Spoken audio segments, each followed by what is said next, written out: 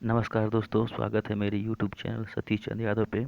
और आज हम सी टेट की श्रृंखला में 18 सितंबर 2016 के पेपर 2 का अध्ययन करेंगे। तो आज हम केवल शिक्षा मनोविज्ञान का जो पेपर है, प्रश्न संख्या 1 से 30 का, उसका अवलोकन करें।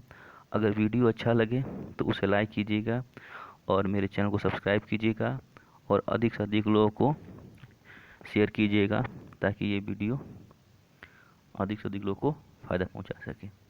तो आइए देखते हैं। पहला प्रश्न है, दो विद्यार्थी एक ही अवतरण को पढ़ते हैं फिर भी इनके बिल्कुल अलग अर्थ लगाते हैं। उनके बारे में निम्नलिखित में से क्या सत्य है? पहला है संभव नहीं और विद्यार्थी उसे दोबारा पढ़ना चाहिए।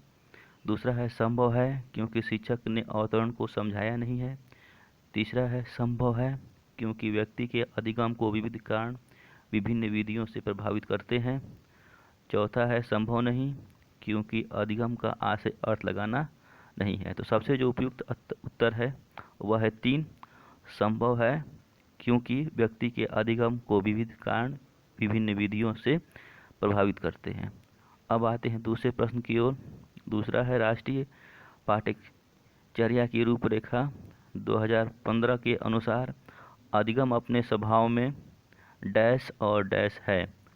तो पहला ऑप्शन है सक्रिय और सामाजिक, दूसरा है निष्क्रिय सफल, तीसरा है निष्क्रिय सामाजिक, चौथा है सक्रिय सरल। तो जो सबसे उपयुक्त उत्तर है इसका वह है 1, यानी कि सक्रिय सामाजिक। अब आते हैं तीसरे प्रश्न की ओर। तीसरा प्रश्न है, विद्यार्थी को स्वतंत्र रूप से चिंतन करने तथा प्रभावी शिक्षक बनाने सॉरी फिर से विद्यार्थियों को स्वतंत्र रूप से चिंतन करने तथा प्रभावी शिक्षार्थी बनने में सक्षम बनाने हेतु शिक्षक के लिए यह महत्वपूर्ण है। पहला ऑप्शन है विद्यार्थियों द्वारा प्राप्त की गई प्रत्येक सफलता के लिए उन्हें पुरस्कार देना। दूसरा है विद्यार्थियों को सिखाना कि वे किस प्रकार से अपने अधिगम का अनुवीक्षण करें। तीसरा है छोटी छोटी इकाइयों या खंडों में जानकारी प्राप्त करना। चौथा है एक संगठित तरीके से जानकारी को प्रस्तुत करना ताकि पुनरीक्षण प्राप्त करने में सफलता हो। तो जो सबसे उपयुक्त उत्तर है इसका दूसरा, यानी कि विद्यार्थियों को सिखाना कि किस प्रकार अपने अधिगम का अनुवीक्षण करें। अब आते हैं अगले प्रश्न की ओर। चौथा प्रश्न, यदि कोई शिक्षिका चाहे कि उसका विद्यार्थी समस्या समाधान कौशल प्राप्त कर ले तो विद्यार्थी को ऐसे क्रियाकलापों में लगाना चाहिए जिसमें हो बहुविकल्पी प्रश्नों वाले स्तरीकृत कार्यपत्रक, प्रत्यास्मरण रटना और समझना, ड्रिल और अभ्यास। चौथा है पूछना और तर्क करना और निर्णय लेना। तो जो सबसे उपयुक्त उत्तर है वो चौथा ही है, यानी कि पूछना, तर्क करना और निर्णय लेना। अब आते हैं पांचवें प्रश्न की ओर। कक्षा तक पहुंचने वाली बच्चों की भोली अवधारणाओं को जानना। इसका पहला ऑप्शन है शिक्षक के हौसलों को पस्त कर देती है क्योंकि इससे उसका कार्यभार बढ़ता है। दूसरा है शिक्षक के किसी उद्देश्य की पूर्ति नहीं करता। तीसरा है शिक्षक के लिए अपने शिक्षण को अधिक सार्थक बनाने की योजना बनाने में सहायक होता है। और चौथा है शिक्षक की योजना और शिक्षण में रुकावट बनता है। तो जो सबसे उपयुक्त उत्तर है उसका तीसरा है कि शिक्षक के लिए अपने शिक्षण को अधिक सार्थक बनाने की योजना बनाने में सहायक होता है। अब आते हैं छठे प्रश्न की ओर। छठा प्रश्न है, निम्नलिखित में से कौन से तत्व अधिगम को प्रभावित करते हैं? तो पहला ऑप्शन है शिक्षार्थी का उत्प्रेरण, बी ऑप्शन है शिक्षार्थी की परिपक्वता, सी ऑप्शन है शिक्षण युक्तियाँ और डी ऑप्शन है शिक्षार्थी का शारीरिक और संवेगात्मक स्वास्थ्य। तो इसमें पहला चारों के चारों उत्तर सही हैं, यानी कि ए, बी, सी और डी। तो इसलिए सबसे उपयुक्त उत्तर है वह ऑप्शन 1 है, यानी कि ए, बी, सी, डी। अब आते हैं सातवें प्रश्न की ओर। 7वां प्रश्न है, सार्थक अधिगम है उद्दीपन और उत्तर के बीच युग्मक तथा साहचर्य, वयस्कों और अधिक साथियों का अनुक्रमण, दी गई सूचनाओं का निष्क्रिय ग्रहण, और चौथा है निजी अनुभवों से ज्ञान की संरचनाओं का सक्रिय निर्माण। तो सबसे उपयुक्त उत्तर है वो चौथा है। अब आते हैं 8वें प्रश्न की ओर। विद्यार्थियों के प्रभावशाली अधिगम के लिए निम्नलिखित में से कौन सा शिक्षक के प्रारंभिक कार्यों में से एक नहीं है? तो इसका चारों ऑप्शन हम देखते हैं।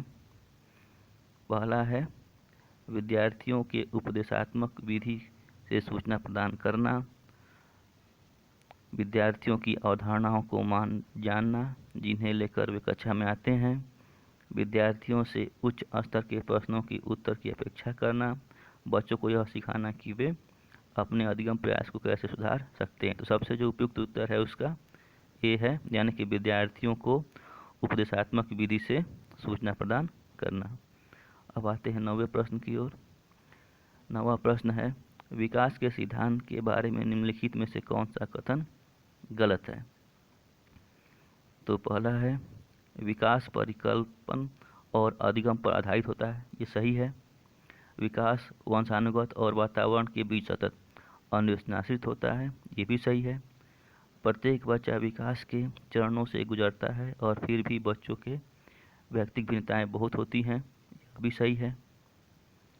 और चौथा ऑप्शन है विकास एक परिणात्मक प्रक्रिया है जिसका ठीक ठाक मापन हो सकता है, तो ये ऑप्शन हमारा गलत है। तो 9वें का उत्तर हो जाएगा 4। अब बढ़ते हैं अगले प्रश्न की ओर। अगला प्रश्न है, डैश तथा डैश की विशिष्टता अन्योन्य क्रिया का परिणाम विकास के विविध मार्गों और निष्क्रियों के रूप में हो सकता है। तो इसका पहला ऑप्शन है चुनौतियाँ और सीमाएं, दूसरा है वंशानुक्रमण पर्यावरण, तीसरा है स्थिरता परिवर्तन, चौथा है खोज और पोषण। तो सबसे उपयुक्त उत्तर है इसका ये है वंशानुक्रम और पर्यावरण। अब आते हैं अगले प्रश्न की ओर। विद्यालय के समाजीकरण के बारे में निम्नलिखित में से कौन सा कथन सत्य है या क्या सत्य है? कह रहा है पहला ऑप्शन विद्यालय समाजीकरण का एक महत्वपूर्ण कारक है, समाजीकरण में विद्यालय की कोई भूमिका नहीं होती है। तीसरा है समाजीकरण में विद्यालय बहुत थोड़ी भूमिका होती है। और चौथा है विद्यालय समाजीकरण का पहला कारक है। तो जो सबसे उपयुक्त उत्तर है इसका एक है, यानी कि विद्यालय समाजीकरण का एक महत्वपूर्ण कारक है। अब आते हैं अगले सवाल की तरफ, 12वें सवाल की तरफ, जो इस प्रकार है, जीन पियाजे के संज्ञानात्मक विकास के सिद्धांत के बारे में निम्नलिखित कथनों में से सही कथन कौन सा है? पहला ऑप्शन है पियाजे का तर्क है कि संज्ञानात्मक विकास चरणों में आगे बढ़ने की अपेक्षा निरंतर होता है। दूसरा है पियाजे ने संज्ञानात्मक विकास के 5 स्पष्ट चरण प्रस्तावित किए हैं। तीसरा ऑप्शन है किसी चरण को छोड़ा नहीं जा सकता क्योंकि वे चरण स्थिर हैं। और चौथा है बच्चों के सांस्कृतिक आधार के अनुसार इन चरणों का बच्चों के सांस्कृतिक आधार के अनुसार इन चरणों का क्रम बदला जा सकता है। तो जो सबसे उपयुक्त उत्तर है इसका वह है तीसरा, यानी कि किसी चरण को छुआ नहीं जा सकता क्योंकि ये स्थिर चरण हैं, क्योंकि चरण स्थिर हैं। अब आते हैं 13वें प्रश्न की ओर। 13वां प्रश्न है पियाजे के द्वारा प्रस्तुत संरक्षण का प्रत्यय से तात्पर्य है कि वन्य जीवन और वनों का संरक्षण बहुत महत्वपूर्ण है। कुछ भौतिक गुणधर्म वही रहते हैं चाहे बाहरी आकृतियाँ बदल जाएं। तीसरा है परिकल्पना पर आधारित परीक्षण से सही निष्कर्ष पर पहुंचा जा सकता है। और चौथा है दूसरों के परिदृश्य को ध्यान में रखना एक महत्वपूर्ण संज्ञानात्मक क्षमता है। तो जो सबसे इसका उपयुक्त उत्तर है वह दूसरा है कि कुछ भौतिक गुणधर्म वही रहते हैं चाहे बाहरी आकृतियाँ बदल जाए। अब आते हैं अगले प्रश्न 14वें प्रश्न की ओर, जिसमें मिलान करना है। तो मिलान करना है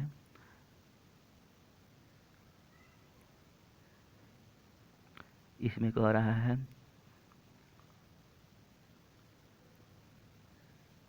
संगीतात्मक और अंत अवस्था। तो जो संगीतात्मक की अंत अवस्था होती है वह होती है वायलिन वादक, ठीक। और दूसरा जो कह रहा है भाषिक, तो इसका होगा कवि। तीसरा अंतर्वैयक्तिक कह रहा है तो इसका चिकित्सक होगा।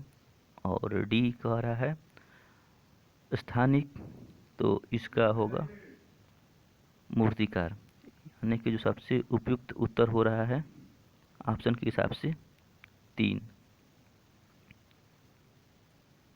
अगले सवाल की तरफ बढ़ते हैं, 15वें सवाल की तरफ। लेव वाइगोत्स्की के अनुसार पहला ऑप्शन है वयस्कों और साथियों से अनुन्यासित क्रिया करने का भाषा के विकास में कोई प्रभाव नहीं पड़ता। भाषिक विकास मानव चिंतन के स्वभाव को बदल देती है। तीसरा है भाषिक विकास के सांस्कृतिक की भूमिका बहुत कम होती है। चौथा है बच्चे भाषा अर्जन की युक्ति से कोई भाषा सीखते हैं। तो जो सबसे उपयुक्त उसका उत्तर है वह है दूसरा, यानी कि भाषिक विकास मानव चिंतन के स्वभाव को बदल देती है। अब आते हैं 16वें सवाल की ओर। लॉरेंस कोलबर्ग के नैतिक तर्क के सिद्धांत की अनेक बातों के लिए आलोचना की जाती है। इस आलोचना के संदर्भ में निम्नलिखित में कौन सा कथन सही है? तो इसका ऑप्शन है कोलबर्ग ने नैतिक तर्क के प्रत्येक सोपान के लिए कोई विशेष उत्तर नहीं दिया है। दूसरा है अपनी सैद्धांतिक रूपरेखा पर पहुंचने के लिए कोलबर्ग ने पियाजे के सिद्धांतों को दोहराया है।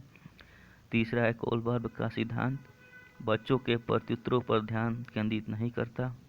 चौथा है कोलबर्ग ने अपने अध्ययन को मूलतः पुरुषों के नमूनों से आदित किए रखा है।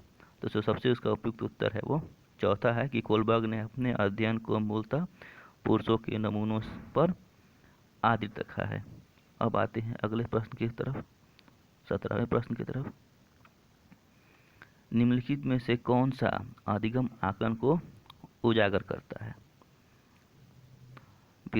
शिक्षक विद्यार्थियों की चिंतन प्रक्रियाओं पर अध्ययन देने के अलावा उनकी अवधारणात्मक समझ का भी आकलन करता है। तो सबसे उपयुक्त उत्तर इसका एक ही है। अब बढ़ते हैं अगले सवाल पर। अगला सवाल है बाल केंद्रित शिक्षा शास्त्र का अर्थ है। तो पहला ऑप्शन है शिक्षक द्वारा बच्चों को आदेश देना कि क्या किया जाना चाहिए, गलत है। बच्चों के अनुभव और उनकी आवाज़ को प्रमुखता देनी चाहिए, ये सबसे उपयुक्त उत्तर है, यानी कि 18 का 2।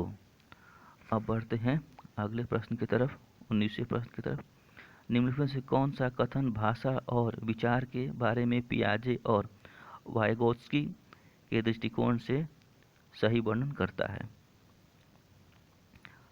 तो इसके ऑप्शन है पहला है वाइगोत्स्की के अनुसार पहले विचार जन्म लेता है और पियाजे के अनुसार भाषा का विचार पर भारी प्रभाव पड़ता है। तो ये गलत है। फिर दूसरा ऑप्शन है पियाजे के अनुसार विचार जन्म लेता है और वाइगोत्स्की के अनुसार भाषा का विचार पर भारी प्रभाव पड़ता है, यानी कि दूसरा ऑप्शन सही है। अब आते हैं अगले सवाल की तरफ। 20वां प्रश्न। विद्यालय यात्रा पर जाने के लिए पोती को अपने पिता से बहस करते हुए देखकर दादी कहती है, तुम अच्छी लड़की की तरह आज्ञाकारी क्यों नहीं हो? तुम लड़कों की तरह व्यवहार करोगी तो तुमसे शादी कौन करेगा? यह कथन निम्नलिखित में से किसको प्रतिबिंबित करता है? तो पहला ऑप्शन है लिंग समरूपता, यह भी गलत है। दूसरा ऑप्शन है लड़कियों और लड़कों के स्वभाव के बारे में रूढ़िबद्ध धारणा। तो सबसे जो उपयुक्त इसका उत्तर है दूसरा ही है कि लड़कियों और लड़कों के भेदभाव के स्वभाव के बारे में रूढ़िबद्ध धारणा। अब आते हैं 21वें सवाल की तरफ। 21वां सवाल है, आकलन के बारे में निम्नलिखित में से कौन से कथन सही है, जिसमें 4 ऑप्शन दिए हुए हैं। तो पहले मैं चारों ऑप्शन पढ़ लेता हूँ। आकलन से विद्यार्थियों को यह सहायता मिलनी चाहिए कि वे अपनी शक्तियों और रिक्तियों को देख सकें और शिक्षक तदनुसार उन्हें ठीक कर सकें। दूसरा है, आकलन तभी तर्कपूर्ण होगा जब विद्यार्थियों का तुलनात्मक मूल्यांकन भी हो। सी ऑप्शन है, आकलन केवल संस्मरणीय का ही नहीं, बोधन और अनुप्रयोग का भी होना चाहिए। और चौथा है, आकलन तब उद्देश्यपूर्ण नहीं हो सकता जब तक उसके भय और चिंतन का विचार न हो। तो इस प्रकार हम देख रहे हैं कि ऑप्शन में ए और सी दोनों सही हैं, बाकी बी और डी गलत हैं। तो देखते हैं ए और सी किस में है। ए और सी है चौथे में, यानी कि इसका उत्तर हमारा 4 होगा, ए और सी। अब बढ़ते हैं 22वें प्रश्न की तरफ। 22वां प्रश्न है, शिक्षा का अधिकार अधिनियम बहुत इंपॉर्टेंट है। धारणाओं के अनुसार विशेष आवश्यकता वाले बच्चों को पढ़ाना चाहिए।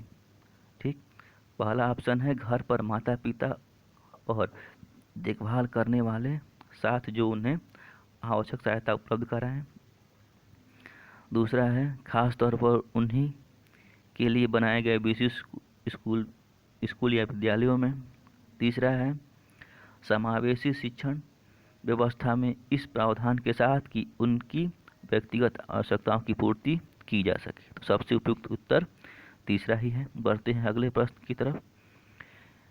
जिस कक्ष में विविध पृष्ठभूमि के विद्यार्थी आते हैं, वहाँ एक प्रभावी शिक्षक वंचित पृष्ठभूमि के विद्यार्थियों को कठिन परिश्रम करने के लिए कहेगा ताकि वे अपने साथियों के बराबर पहुंच सकें।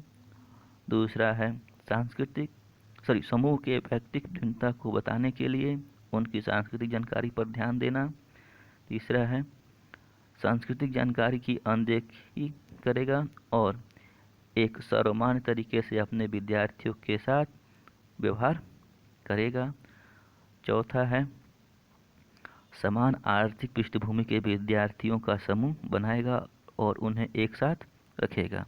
तो सबसे उपयुक्त जो इसका उत्तर है वह है दूसरा, यानी कि समूह में व्यक्तिगत भिन्नता को बताने के लिए उनकी सांस्कृतिक जानकारी पर ध्यान देगा। अब आते हैं 24वें प्रश्न की तरफ। 24वां प्रश्न है, मिलान करना है, जिसमें एक तरफ सिद्धांत दिया हुआ है और दूसरी तरफ उनका वर्णन दिया हुआ है। तो पहला सिद्धांत है समीप दूरादिशा का सिद्धांत। तो जो समीप दूरादिशा का सिद्धांत है वह है शरीर के केंद्र से बाहर की ओर। दूसरा है शिरः पदा विदिशा। तो इसका जो उत्तर होगा वह होगा सिर से पैर तक। शिरा पदाभिमुख का अर्थ ही होता है सिर से पैर तक। ठीक है। तीसरा है व्यक्तिक भिन्नताएं। तो व्यक्तिक भिन्नताएं क्या होता है, इसका ऑप्शन होगा, दिख नहीं रहा होगा लेकिन ऑप्शन हल्का हल्का दिख रहा होगा, विभिन्न बच्चों के भिन्न भिन्न दर से बढ़ते हैं, यानी कि एक। और चौथा है व्यक्तिक भिन्नताएं। तो व्यक्तिक भिन्नताएं किसी अकेले बच्चे के विकास के एक अपेक्षा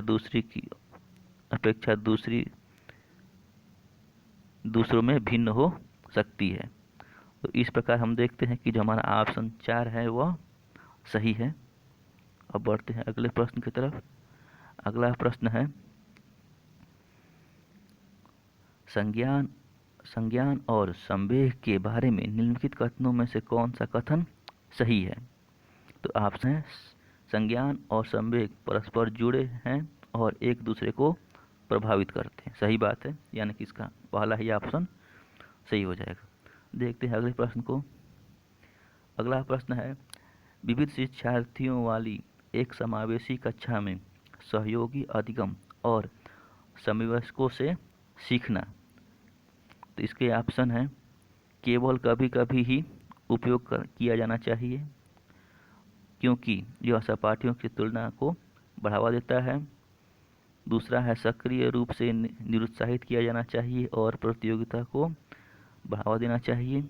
और तीसरा है, सक्रिय रूप से प्रोत्साहित किया जाना चाहिए जिससे समवयस्कों की स्वीकार्यता बढ़े। तो यानी कि तीसरा उत्तर ही सही है। अब बढ़ते हैं अगले प्रश्न की तरफ, यानी कि 27वें प्रश्न की तरफ। 27वां प्रश्न है, एक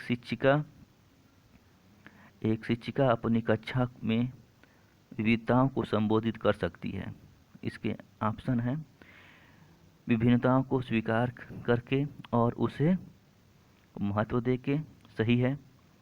बच्चों की सामाजिक सांस्कृतिक पृष्ठभूमि का शिक्षा शास्त्रीय संसाधन के रूप में प्रयोग करके, यह भी सही है। विविध अधिगम शैलियों को समायोजित करके, यह भी सही है। और चौथा ऑप्शन है, मानक निर्देश देकर और निष्पादन हेतु सर्वमान्य मानदंड निर्धारित करके। तो यह जो है गलत है, यानी कि ए, बी और सी सही है। यानी कि ए, बी और सी किस में है? 4 में। यानी कि इसका उत्तर जो है 4 होगा। अब बढ़ते हैं अगले प्रश्न की तरफ। 28वां प्रश्न है, कोई शिक्षिका अपनी कक्षा में फर्नीचर की तीखी धार वाले किनारों को रुई से ढका रखने के लिए कहती है और छुओ और अनुभव करो वाले सूचना पट्टों का उपयोग करने को कहती है। वह किस वर्ग के विशेष विद्यार्थियों की आवश्यकताओं को पूरा करने का प्रयास कर रही है? तो जाहिर सी बात है, क्योंकि छुओ यानी कि वो अनुभव करो, यानी कि वह बच्चे जो हैं दृष्टि विकलांग है, यानी कि दृष्टि विकलांग शिक्षार्थियों के लिए। अब आते हैं 29वें प्रश्न की तरफ।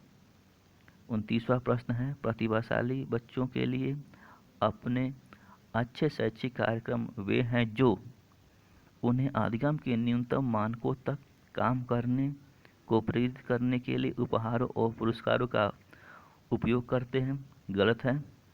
प्रत्यास्मरण के द्वारा ज्ञान की प्रवीणता पर बल देते हैं। यह भी गलत है। उनके चिंतन को प्रेरित कर उन्हें विविध विचारों में व्यस्त रहने का अवसर देते हैं, यानी कि तीसरा ऑप्शन सही है। अब आते हैं अगले प्रश्न। विद्यालय में विद्यार्थियों की सफलता के बारे में निम्न में से कौन सा कथन सही है? तो 4 ऑप्शन दिए हुए हैं इसके। पहला है, विशेष जाति और समुदायों से संबंधित विद्यार्थी असफल होते हैं क्योंकि उनमें योग्यता नहीं होती है। यह तो बिल्कुल गलत है, क्योंकि जरूरी नहीं है कि विशेष जाति या समुदाय के लोग ही सफल हों। ठीक है, इसलिए यह ऑप्शन गलत है। दूसरा ऑप्शन है, विद्यार्थी विद्यालयों में असफल होते हैं क्योंकि उन्हें अधिगम के लिए उपयुक्त पुरस्कार नहीं दिए थे। यह भी गलत है, क्योंकि जरूरी नहीं कि पुरस्कार के लालच में ही विद्यार्थी अधिगम करेंगे। अब तीसरा ऑप्शन है, विद्यार्थी असफल होते हैं क्योंकि शिक्षक उस तरीके से नहीं किया जाता हो जो उनके लिए सार्थक हो। यह बात सही है।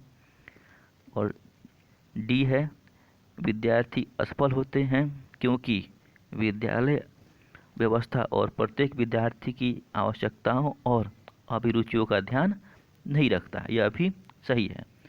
तो इस प्रकार हम देखते हैं कि हमारा ऑप्शन सी और डी दोनों सही है। तो सी और डी पहले ऑप्शन में है, यानी कि हमारा उत्तर जो है 1 है। इस प्रकार हमारा शिक्षा मनोविज्ञान के 30 प्रश्न जो है हल हो गए। अगली सीरीज में हम इसके आगे के प्रश्नों को देखेंगे।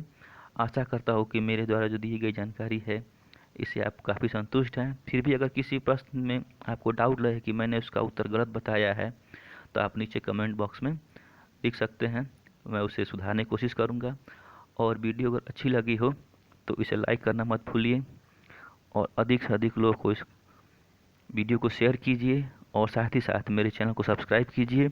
और सब्सक्राइब करने के साथ ही बगल में एक बेल आइकॉन होगा, उसको दबाना मत भूलिए ताकि लेटेस्ट वीडियो आपको मिलती रहे। तो धन्यवाद।